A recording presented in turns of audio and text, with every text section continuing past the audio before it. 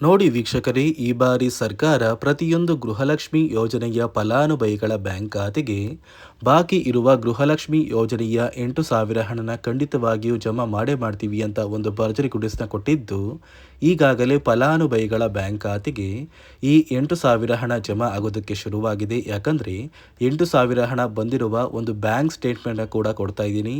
ಇದೇ ರೀತಿ ನಿಮ್ಮ ಬ್ಯಾಂಕ್ ಖಾತೆಗೂ ಕೂಡ ಈ ಗೃಹಲಕ್ಷ್ಮಿ ಯೋಜನೆಯ 8,000 ಹಣನ ಸರ್ಕಾರ ಮಾರ್ಚ್ 22 ಅಂದರೆ ಭಾನುವಾರದಂದು ಕರ್ನಾಟಕದ 24 ಜಿಲ್ಲೆಗಳಿಗೆ ಜಮಾ ಮಾಡ್ತಾ ಇದ್ದು, ಭಾನುವಾರ ಸುಮಾರು 10 ಗಂಟೆಯಿಂದ 11 ಗಂಟೆ ಅಷ್ಟರಲ್ಲಿ ಫಲಾನುಭವಿಗಳಿಗೆ ಈ ಒಂದು ಹಣ ಬರ್ತಾ ಇದೆ. ಅದೇ ರೀತಿ ನೀವು ಈ ಒಂದು ಹಣನ ಪಡಿಬೇಕು ಅಂದರೆ ಗೃಹಲಕ್ಷ್ಮಿ ಯೋಜನೆಗೆ ಮರು ಅರ್ಜಿನ ಹಾಕಬೇಕು ಅಂತ ಸರ್ಕಾರ ಆದೇಶ ಕೊಟ್ಟಿದೆ.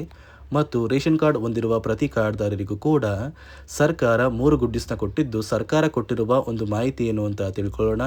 ಅದಕ್ಕಿಂತ ಮೊದಲು ನೋಡಿ ವೀಕ್ಷಕರೇ, ನೀವೇನಾದ್ರೂ ಇನ್ನೂ ಕೂಡ ನನ್ನ ಚಾನಲ್ನ ಸಬ್ಸ್ಕ್ರೈಬ್ ಆಗದೆ ಹಾಗೆ ವಿಡಿಯೋ ನೋಡ್ತಾ ಇದ್ರಿ, ದಯವಿಟ್ಟು ಪ್ರತಿಯೊಬ್ಬರು ಚಾನಲ್ನ ಸಬ್ಸ್ಕ್ರೈಬ್ ಮಾಡ್ಕೊಳ್ಳಿ, ಹಾಗೆ ವಿಡಿಯೋಗೆ ಒಂದು ಲೈಕ್ನ ಕೊಡಿ.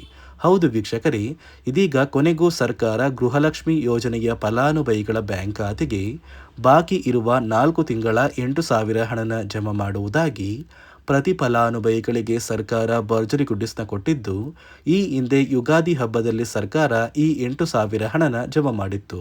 ಆದರೆ ಇನ್ನೂ ಕೂಡ ಸಾಕಷ್ಟು ಫಲಾನುಭವಿಗಳು ನಮ್ಮ ಬ್ಯಾಂಕ್ ಖಾತೆಗೆ ಹಣ ಬಂದಿಲ್ಲ ಅಂತ ಯಾರೆಲ್ಲ ಹೇಳ್ತಾ ಇದ್ರಿ, ಇಂತಹ ಪ್ರತಿ ಫಲಾನುಭವಿಗಳಿಗೆ ಇದೀಗ ಕೊನೆಗೂ ಸರ್ಕಾರ ಮಾರ್ಚ್ 22 ಭಾನುವಾರದಿಂದ ನಿಮ್ಮ ಬ್ಯಾಂಕ್ ಖಾತೆಗೆ 4 ತಿಂಗಳ ಗೃಹಲಕ್ಷ್ಮಿ ಯೋಜನೆಯ 8,000 ಹಣನ ಜಮಾ ಮಾಡ್ತಾ ಇದೆ.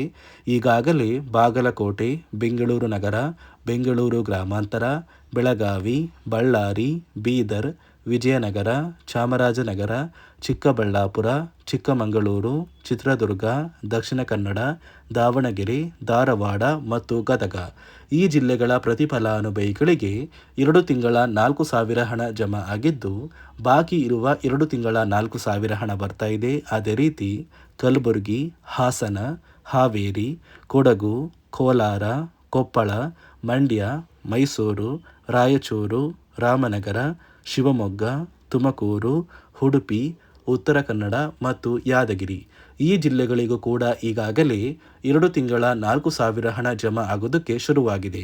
ಉಳಿದಿರುವ ಮತ್ತೆ 2 ತಿಂಗಳ 4,000 ಹಣ ಕೂಡ ನಿಮ್ಮ ಬ್ಯಾಂಕ್ ಖಾತೆಗೆ ಬರುತ್ತೆ. ಮೊದಲ ಹಂತದಲ್ಲಿ 26 ಮತ್ತು 27ನೇ ಕಂತಿನ 4,000 ಹಣ ಬರುತ್ತೆ. ಎರಡನೆಯ ಹಂತದಲ್ಲಿ 28 ಮತ್ತು 29ನೇ ಕಂತಿನ ಹಣನ ಸರ್ಕಾರ ಜಮಾ ಮಾಡುತ್ತೆ.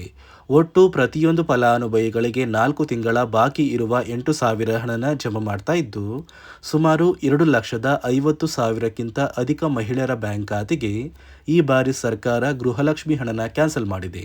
ಕಾರಣ ಏನು ಅಂದರೆ, ಈ ಒಂದು ಫಲಾನುಭವಿಗಳು ಗೃಹಲಕ್ಷ್ಮಿ ಹಣನ ಪಡಿಬೇಕು ಅಂದರೆ ಗೃಹಲಕ್ಷ್ಮಿಗೆ ಮರು ಅರ್ಜಿನ ಹಾಕಬೇಕು. ಹಾಗಾದರೆ ಯಾವ ಕಾರಣಕ್ಕೆ ಹಾಕಬೇಕು ಅಂದರೆ, ಸುಮಾರು 2,50,000 ಮಹಿಳೆಯರು ಮೃತಪಟ್ಟಿದ್ದಾರೆ ಅಂತ ಸರ್ಕಾರಕ್ಕೆ ತಿಳಿದು ಬಂದಿದ್ದು, ಈ ಎಲ್ಲ ಫಲಾನುಭವಿಗಳ ಒಂದು ಹೆಸರನ್ನ ಗೃಹಲಕ್ಷ್ಮಿ ಯೋಜನೆಯಿಂದ ಕ್ಯಾನ್ಸಲ್ ಮಾಡ್ತಿದ್ದೀವಿ ಅಂತ ಸರ್ಕಾರ ಆದೇಶ ಕೊಟ್ಟಿದೆ. ಇದೇ ಒಂದು ಕಾರಣಕ್ಕೆ ನಿಮ್ಮ ಮನೆಗೆ ಒಂದು ಸರ್ಕಾರದಿಂದ ನೇಮಕಗೊಂಡ ಅಧಿಕಾರಿಗಳು ಬರ್ತಾರೆ. ಆ ಒಂದು ಅಧಿಕಾರಿಗಳು ಪ್ರತಿ ಫಲಾನುಭವಿಗಳ ಒಂದು ದಾಖಲಾತಿಗಳನ್ನ ಒಂದು ಪುಸ್ತಕದಲ್ಲಿ ಎಂಟ್ರಿ ಮಾಡ್ಕೊಂಡು ಹೋಗ್ತಾರೆ. ಒಂದು ವೇಳೆ ಮನೆಯ ಫಲಾನುಭವಿಗಳು ಏನಾದ್ರೂ ಮೃತಪಟ್ಟಿದ್ರೆ ಅಂದರೆ ಮರಣ ಹೊಂದಿದ್ರೆ ಆ ಒಂದು ದಾಖಲಾತಿಗಳನ್ನ ಕೂಡ ನೀವು ಕೊಡಬೇಕಾಗುತ್ತೆ. ಯಾಕಂದರೆ ಇಲ್ಲಿಯವರೆಗೂ ಸುಮಾರು 2 ಲಕ್ಷದಿಂದ 3 ಲಕ್ಷದವರೆಗೆ ಮಹಿಳೆಯರು ಮರಣ ಹೊಂದಿದ್ದಾರೆ. ಅವರ ಬ್ಯಾಂಕ್ ಖಾತೆಗೆ ಇನ್ನೂ ಕೂಡ ಹಣ ಹೋಗ್ತಿದೆ ಅಂತ ಸರ್ಕಾರಕ್ಕೆ ಒಂದು ಮಾಹಿತಿ ಬಂದಿದೆ. ಅದೇ ಒಂದು ಕಾರಣಕ್ಕೆ ಅಧಿಕಾರಿಗಳನ್ನ ನಿಮ್ಮ ಮನೆ ಬಾಗಿಲಿಗೆ ಸರ್ಕಾರ ಕಳಿಸ್ತಾ ಇದ್ದು, ಒಂದು ವೇಳೆ ಫಲಾನುಭವಿಗಳು ಅಕ್ರಮವಾಗಿ ಗೃಹಲಕ್ಷ್ಮಿ ಹಣನ ಪಡಿತಾ ಇದ್ರೆ ಅಂತಹ ಫಲಾನುಭವಿಗಳ ಒಂದು ಹೆಸರನ್ನ ಗೃಹಲಕ್ಷ್ಮಿ ಯೋಜನೆಯಿಂದ ಸರ್ಕಾರ ಕ್ಯಾನ್ಸಲ್ ಮಾಡುತ್ತೆ. ಈ ಅಕ್ರಮವಾಗಿ ಫಲಾನುಭವಿಗಳು ಹಣ ಪಡಿತಾ ಇದ್ದಾರೋ ಇಲ್ವೋ ಅಂತ ತಿಳಿಯೋಕೆ ಇನ್ನು ಮುಂದೆ ಪ್ರತಿ ವರ್ಷವೂ ಕೂಡ ಅಂದರೆ ವರ್ಷದ ಮಧ್ಯದಲ್ಲಿ ಅಥವಾ ವರ್ಷದ ಕೊನೆಯಲ್ಲಿ ನೀವು ಗೃಹಲಕ್ಷ್ಮಿ ಯೋಜನೆಗೆ ಮರು ಅರ್ಜಿನ ಹಾಕಬೇಕಾಗುತ್ತೆ. ಈ ಮರು ಅರ್ಜಿನ ಹಾಕುವಂತಹ ಸಂದರ್ಭದಲ್ಲಿ ನೀವು ಹೊಂದಿರುವ ಲೈಫ್ ಸರ್ಟಿಫಿಕೇಟ್ನ ಕೊಟ್ಟು ನೀವು ಅರ್ಜಿ ಹಾಕೋದು ಕಡ್ಡಾಯ. ಆ ಅರ್ಜಿ ಹಾಕಿದ್ರೆ ಮಾತ್ರ ಪ್ರತಿ ತಿಂಗಳು ನಿಮ್ಮ ಬ್ಯಾಂಕ್ ಖಾತೆಗೆ ಹಣ ಬರುತ್ತೆ. ಇದೀಗ 4 ತಿಂಗಳ ಪೆಂಡಿಂಗ್ ಇರುವ 8,000 ಹಣನ ನಿಮ್ಮ ಬ್ಯಾಂಕ್ ಬ್ಯಾಂಕ್ ಖಾತೆಗೆ ಸರ್ಕಾರ ಜಮಾ ಮಾಡ್ತಾ ಇದ್ದು, ಈ ಮಾರ್ಚ್ ತಿಂಗಳು ಮುಗಿಯುವಷ್ಟರಲ್ಲಿ ಪ್ರತಿಯೊಬ್ಬರು ಈ ಒಂದು ಹಣನ ಪಡ್ಕೋತೀರಾ. ರೇಷನ್ ಕಾರ್ಡ್ ಹೊಂದಿರುವ ಪ್ರತಿಯೊಂದು ಕಾರ್ಡ್ದಾರರಿಗೂ ಕೂಡ ಸರ್ಕಾರ 3 ಭರ್ಜರಿ ಗುಡ್ಡಿಸ್ನ ಕೊಟ್ಟಿದ್ದು, ಈ ಬಾರಿ ಯುಗಾದಿ ಹಬ್ಬಕ್ಕೆ ಗೃಹಲಕ್ಷ್ಮಿ ಯೋಜನೆಯ ಹಣದ ಜೊತೆಗೆ ನಿಮ್ಮ ಒಂದು ರೇಷನ್ ಕಾರ್ಡ್ಗೂ ಕೂಡ ಸರ್ಕಾರ ಗುಡ್ ನ್ಯೂಸ್ನ ಕೊಟ್ಟಿದೆ. ಇಲ್ಲಿ ರೇಷನ್ ಕಾರ್ಡ್ ಹೊಂದಿರುವ ಪ್ರತಿ ಕಾರ್ಡಿಗೂ ಕೂಡ ಇನ್ನು ಮುಂದೆ ಪ್ರತಿ ತಿಂಗಳು ಸರ್ಕಾರ ಉಚಿತ ಅಕ್ಕಿನ ಕೊಡ್ತಾ ಇಲ್ಲ. ಅಂದರೆ ರಾಜ್ಯ ಸರ್ಕಾರದಿಂದ ಉಚಿತ ಅಕ್ಕಿ ಕ್ಯಾನ್ಸಲ್ ಆಗಿದೆ. ನಿಮ್ಮ ಒಂದು ರೇಷನ್ ಕಾರ್ಡ್ಗೆ ಹಾಗಾದರೆ ಮತ್ತೇನು ಗುಡ್ಡಿಸ್ ಕೊಟ್ಟಿರ್ಬೋದು ಅಂತ ಕೇಳ್ಬೋದು. ಯಾಕಂದರೆ ರಾಜ್ಯ ಸರ್ಕಾರ ಕ್ಯಾನ್ಸಲ್ ಮಾಡಿರುವಂತಹ ಈ ಒಂದು ಉಚಿತ ಅಕ್ಕಿನ ಕೇಂದ್ರ ಸರ್ಕಾರ ಇದೀಗ ಕೊಡುತ್ತೆ. ಯಾಕಂದರೆ ಸರ್ಕಾರದಿಂದ ನಿಮ್ಮ ಒಂದು ರೇಷನ್ ಕಾರ್ಡ್ಗೆ ಕೇಂದ್ರ ಸರ್ಕಾರ ಉಚಿತ ಅಕ್ಕಿನ ಕೊಟ್ಟರೆ ರಾಜ್ಯ ಸರ್ಕಾರ ಕೆಲವು ಆಹಾರ ಪದಾರ್ಥಗಳು ಇರುವಂತಹ ಇಂದಿರಾ ಕಿಟ್ನ ಕೊಡುವುದಾಗಿ ನಿರ್ಧಾರ ಮಾಡಿದ್ದು, ಇನ್ನು ಮುಂದೆ ನಿಮ್ಮ ಒಂದು ಕಾರ್ಡಿಗೆ ಕೇಂದ್ರ ಸರ್ಕಾರ ಅಕ್ಕಿನ ಕೊಟ್ಟರೆ ರಾಜ್ಯ ಸರ್ಕಾರ ಆಹಾರ ಪದಾರ್ಥಗಳನ್ನ ಕೊಡುವುದಾಗಿ ನಿರ್ಧಾರ ಮಾಡಿದ್ದು, ಈ ಬಾರಿ ಯುಗಾದಿ ಹಬ್ಬದಿಂದನೇ ನಿಮ್ಮ ಒಂದು ಕಾರ್ಡಿಗೆ ಈ ಸೌಲಭ್ಯಗಳು ಸಿಗ್ತಾ ಇದೆ. ಅದೇ ರೀತಿ ನಿಮ್ಮ ಒಂದು ಕಾರ್ಡಿಗೆ ಸರ್ಕಾರ ಏನು ಒಂದು ಇಂದಿರಾ ಕಿಟ್ನ ಕೊಡ್ತಾ ಇದೆ ಅಂದರೆ 5 ರಿಂದ 6 ರೀತಿಯ ಆಹಾರ ಪದಾರ್ಥಗಳು ಇರುವಂತಹ ಇಂದಿರಾ ಕಿಟ್, ಅಡುಗೆ ಎಣ್ಣೆ, ತೊಗರಿ ಬೇಳೆ, ಸಕ್ಕರೆ, ಉಪ್ಪು, ರಾಗಿ, ಗೋಧಿ ಹಾಗೂ ಇತರೆ ರೀತಿಯ ಆಹಾರ ಪದಾರ್ಥಗಳು ಇರುವಂತಹ ಒಂದು ಕಿಟ್ನ ಕೊಡ್ತಾ ಇದ್ದು, ಈ ಒಂದು ಕಿಟ್ಟಲ್ಲಿ ಸರ್ಕಾರ ಒಂದು QR ಕೋಡ್ನ ಕೊಡ್ತಾರೆ. ಆ ಒಂದು QR ಕೋಡ್ನ ಸ್ಕ್ಯಾನ್ ಮಾಡಿ ನೀವು ಆ ಒಂದು ಕಿಟ್ನ ಪಡಿಬೇಕು. ಯಾವುದೇ ಕಾರಣಕ್ಕೂ ನೀವು ಹಣದ ಅವಶ್ಯಕತೆಗಾಗಿ ಆ ಒಂದು ಕಿಟ್ನ ಬೇರೆ ಫಲಾನುಭವಿಗಳಿಗೆ ಮಾರುವಂತಿಲ್ಲ.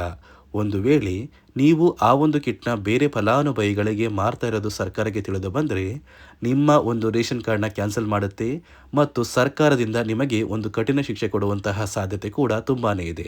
ಅದೇ ಒಂದು ಕಾರಣಕ್ಕೆ ನಿಮಗೆ ಸಿಕ್ಕಿರುವಂತಹ ಒಂದು ಇಂದಿರಾ ಕಿಟ್ನ ನೀವು ಬಳಸ್ಕೋಬೇಕು. ಅದೇ ರೀತಿ ಕಳೆದ 5 ತಿಂಗಳಿಂದ ನೀವು ನಿಮ್ಮ ಒಂದು ಕಾರ್ಡಿಗೆ ರೇಷನ್ನ ತಗೊಂಡಿಲ್ಲ ಅಂದರೆ ಸರ್ಕಾರ ನಿಮ್ಮ ರೇಷನ್ ಕಾರ್ಡ್ನ ಕ್ಯಾನ್ಸಲ್ ಮಾಡ್ತಾರೆ ಅಂತ ಒಂದು ಮಾಹಿತಿ ಕೊಟ್ಟಿತ್ತು. ಇದೀಗ ಸರ್ಕಾರ ಪ್ರತಿ ಕಾರ್ಡ್ದಾರರಿಗೂ ಒಂದು ಕೊನೆಯ ಅವಕಾಶನ ಕೊಟ್ಟಿದ್ದು, ಏಪ್ರಿಲ್ ತಿಂಗಳೊಳಗೆ ನೀವು ನಿಮ್ಮ ಒಂದು ರೇಷನ್ ಕಾರ್ಡ್ಗೆ ಸಿಗುವಂತಹ ಉಚಿತ ಅಕ್ಕಿನ ತಗೋಬೇಕು. ಒಂದು ವೇಳೆ ನೀವು ಉಚಿತ ಅಕ್ಕಿನ ಪಡ್ಕೊಳ್ದೇನೆ ಸರ್ಕಾರದಿಂದ ಸಿಗುವ ಸೌಲಭ್ಯಗಳನ್ನ ಪಡ್ಕೋತಾ ಇಲ್ಲ ಅಂದರೆ ನಿಮ್ಮ ಒಂದು ರೇಷನ್ ಕಾರ್ಡ್ನ ಸರ್ಕಾರ ಕ್ಯಾನ್ಸಲ್ ಮಾಡುತ್ತೆ ಮತ್ತು ಯಾವುದೇ ಕಾರಣಕ್ಕೂ ಇನ್ನು ಮುಂದೆ ನೀವು ರೇಷನ್ ಕಾರ್ಡ್ಗೆ ಅಪ್ಲಿಕೇಶನ್ ಕೂಡ ಹಾಕೋದಕ್ಕಾಗಲ್ಲ. ಅದೇ ರೀತಿ ಪ್ರತಿಯೊಂದು ರೇಷನ್ ಕಾರ್ಡ್ಗೂ ಕೂಡ ಸರ್ಕಾರ ಪ್ರತಿ ತಿಂಗಳು ಬಯೋಮೆಟ್ರಿಕ್ ಮಷಿನ್ ಮೂಲಕ ನೀವು ನಿಮ್ಮ ಒಂದು ಹೆಬ್ಬೆರಳನ್ನ ಇಟ್ಟು ನಿಮ್ಮ ಒಂದು ಕಾರ್ಡ್ಗೆ ಸಿಗುವಂತಹ ಅಕ್ಕಿನ ಪಡ್ಕೋತಾ ಇದ್ರಿ. ಇದೀಗ ನೀವು ಅಕ್ಕಿನ ಪಡಿಬೇಕು ಅಂದರೆ ಆ ಒಂದು ಮಷಿನ್ ಮೇಲೆ ನೀವು ನಿಮ್ಮ ಬೆರಳನ್ನ ಇಡುವಂತಹ ಅವಶ್ಯಕತೆ ಇಲ್ಲ. ಯಾಕಂದರೆ ಸಾಕಷ್ಟು ವಯಸ್ಸಾದ ಫಲಾನುಭವಿಗಳು ಅವರ ಬೆರಳನ್ನ ಆ ಒಂದು ಮಷಿನ್ ಮೇಲೆ ಇಟ್ಟಾಗ ಆ ಒಂದು ಮಷಿನಲ್ಲಿ ನಿಮ್ಮ ಒಂದು ಬೆರಳನ್ನ ತಗೋತಾ ಇಲ್ಲ. ಅದೇ ಒಂದು ಕಾರಣಕ್ಕೆ ಇದೀಗ ಸರ್ಕಾರ ಒಂದು ನಿರ್ಧಾರ ಮಾಡಿದ್ದು, ನಿಮ್ಮ ಒಂದು ಬೆರಳನ್ನ ಆ ಒಂದು ಮಷಿನ್ ತಗೊಂಡಿಲ್ಲ ಅಂದರೂ ಕೂಡ ಆ ಒಂದು ಅನ್ನಭಾಗ್ಯ ಯೋಜನೆಯ ಅಕ್ಕಿ ಕೊಡುವಂತಹ ಅಧಿಕಾರಿಗಳು ನಿಮ್ಮ ಒಂದು ದಾಖಲಾತಿಗಳನ್ನ ಒಂದು ಪುಸ್ತಕದಲ್ಲಿ ಬರ್ಕೊಂಡು ನಿಮ್ಮ ಒಂದು ಕಾರ್ಡಿಗೆ ರೇಷನ್ನ ಕೊಡಬೇಕು ಅಂತ ಸರ್ಕಾರ ಆದೇಶನ ಕೊಟ್ಟಿದೆ. ಒಂದು ವೇಳೆ ನಿಮ್ಮ ಒಂದು ರೇಷನ್ ಕಾರ್ಡ್ಗೆ ನಿಮ್ಮ ಮೊಬೈಲ್ ನಂಬರ್ ಲಿಂಕ್ ಆಗಿದ್ರು ಕೂಡ ನಿಮ್ಮ ಮೊಬೈಲ್ ನಂಬರ್ಗೆ OTP ಕಳಿಸಿ ಆ ಒಂದು OTP ಕೊಡೋ ಮೂಲಕ ಕೂಡ ನೀವು ಸರ್ಕಾರದಿಂದ ಸಿಗುವಂತಹ ಸೌಲಭ್ಯನ ಪಡ್ಕೋಬಹುದು. ನೋಡಿ ವೀಕ್ಷಕರೇ, ನಿಮ್ಮ ಬ್ಯಾಂಕ್ ಖಾತೆಗೂ ಕೂಡ ನಾಳೆ ಭಾನುವಾರ ಮಾರ್ಚ್ 22ರಿಂದ ಕರ್ನಾಟಕದ ಒಟ್ಟು 24 ಜಿಲ್ಲೆಗಳಿಗೆ 2 ತಿಂಗಳ ಗೃಹಲಕ್ಷ್ಮಿ ಯೋಜನೆಯ 4,000 ಹಣ ಬರುತ್ತೆ. ನಂತರ ಉಳಿದಿರುವ 4,000 ಹಣ ಕೂಡ ಬರುತ್ತೆ. ಅದೇ ರೀತಿ ರೇಷನ್ ಕಾರ್ಡ್ ಹೊಂದಿರುವ ಪ್ರತಿ ಕಾರ್ಡ್ದಾರರಿಗೂ ಕೂಡ ಸರ್ಕಾರ ಪ್ರತಿ ಕಾರ್ಡಿಗೂ ಕೂಡ ಸೌಲಭ್ಯಗಳನ್ನ ಕೊಡುತ್ತೆ ಅಂತ ಹೇಳ್ತಾ, ಇದಿಷ್ಟು ಸರ್ಕಾರದಿಂದ ಬಂದಿರುವ ಹೊಸ ಮಾಹಿತಿಯಾಗಿದೆ. ನಾನು ಕೊಟ್ಟಿರುವಂತಹ ಮಾಹಿತಿ ನಿಮಗೆ ಇಷ್ಟ ಆಗಿದ್ದಲ್ಲಿ ದಯವಿಟ್ಟು ಪ್ರತಿಯೊಬ್ಬರು ನನ್ನ ಚಾನಲ್ನ ಸಬ್ಸ್ಕ್ರೈಬ್ ಮಾಡಿಕೊಳ್ಳಿ. ಹಾಗೆ ವಿಡಿಯೋಗೆ ಒಂದು ಲೈಕ್ನ ಕೊಡಿ.